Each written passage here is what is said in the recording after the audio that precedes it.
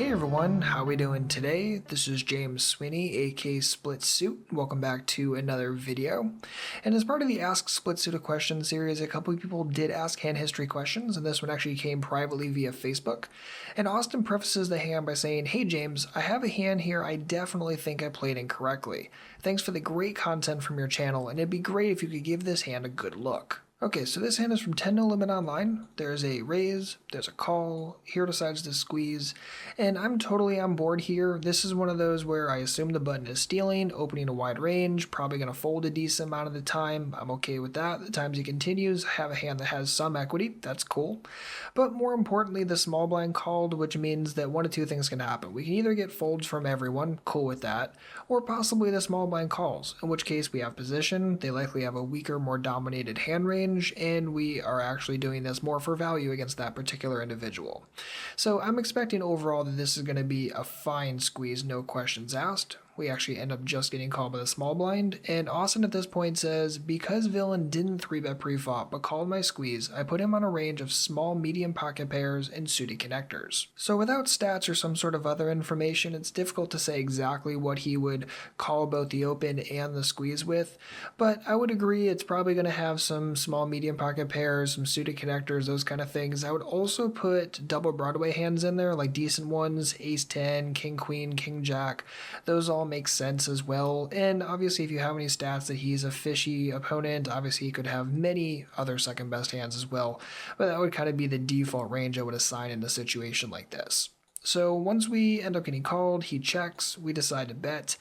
And as a default, I would bet this as well. My major goal is really just to fold out any hands that he has, especially his equity hands. And I'm also cool if I fold out something like ace queen. I'm even cool if I fold out something like king queen, which yes, I currently beat at the moment. But by the same token, I blow out all of his equity, which I'm totally okay with. Maybe I'll get some folds from some baby pairs like pocket deuces, pocket fours, and the times that they continue, whatever. I have equity plus position. So overall, I'm going to be totally okay with this continuation bet. We end up getting called, which is going to happen from time to time for sure. End up improving, picking up much equity on the turn. He checks, and here decides to bet again. So at this point, Austin says, "As it happens, I picked up some extra equity on the turn and believed I could get him off of pocket 10s to jacks and weak paired hands like ace 7 or ace 9 with the arrival of the flush on board." Okay, so there are two very important things that I want to mention real quick. First and foremost, we need to be very linear and logical with the hands that we assigned. If we didn't think that he would call the steal and the squeeze preflop with ace 7, then he cannot have it here. It's a very, very important concept. The other thing is when he gets to the turn, how often do we really think he's folding, right? Because we are still technically semi-bluffing here. If he continues, most likely we're not ahead of really any combos, and we're really solely reduced to our equity. Now, we did definitely pick up extra equity, right? We can improve to a 10 now, we can improve to a spade now, those are all great, but the fact of the matter is we still need some semblance of folds here. So the big thing I would ask myself, thinking back to the flop, is does he ever like check call the flop with something like ace king, ace queen, king queen, those kind of things? AK, are there hands here that he will fold? Does he have things like pocket deuces, pocket fours, pocket fives that he check calls the flop but would fold here? The more and more folds we can get, the happier and happier I am with this. But the issue is let's say you think he's solely here with, say, sets and overpairs. The issue with that is, one, he's probably not folding much now, and then two, there's not really enough stack depth to try to get him off on the river, because if he calls here, pot's going to be 10s, only 5 left on the river, we're going to give him a great price to call with that overpair on rivers that we miss, and that's obviously not a great thing for us. The other issue is, let's say he does even check call here with 10s, and then the river we improve on our spade, are we really going to get paid off? That's questionable as well.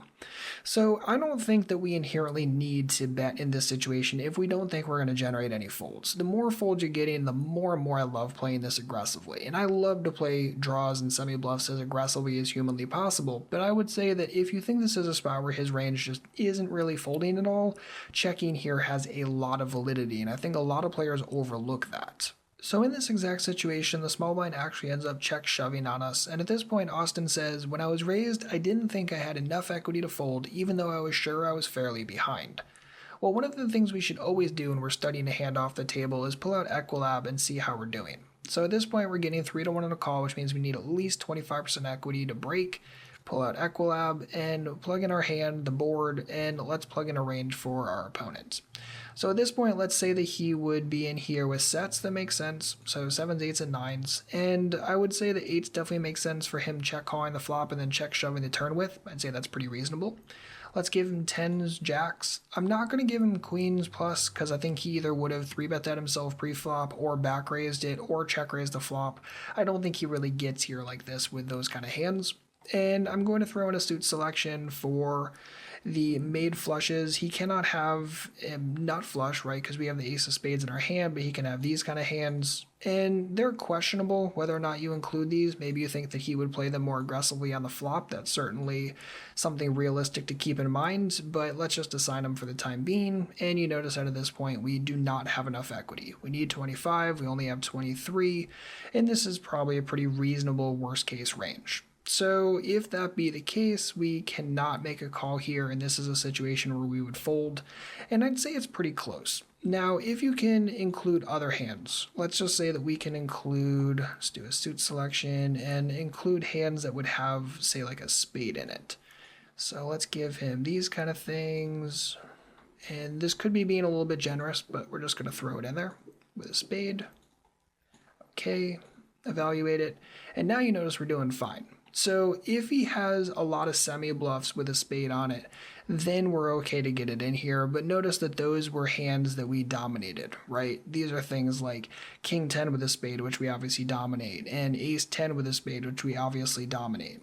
So it really depends on how you're assigning his range here. I think this is probably going to be a little optimistic against anyone who's slightly nitty. Against someone who's more fishy or more aggro-tardy, this can be a fine call, but again, you kind of understand where the inflection points are now, and obviously getting it in and running in 10s is not something I'm super shocked about.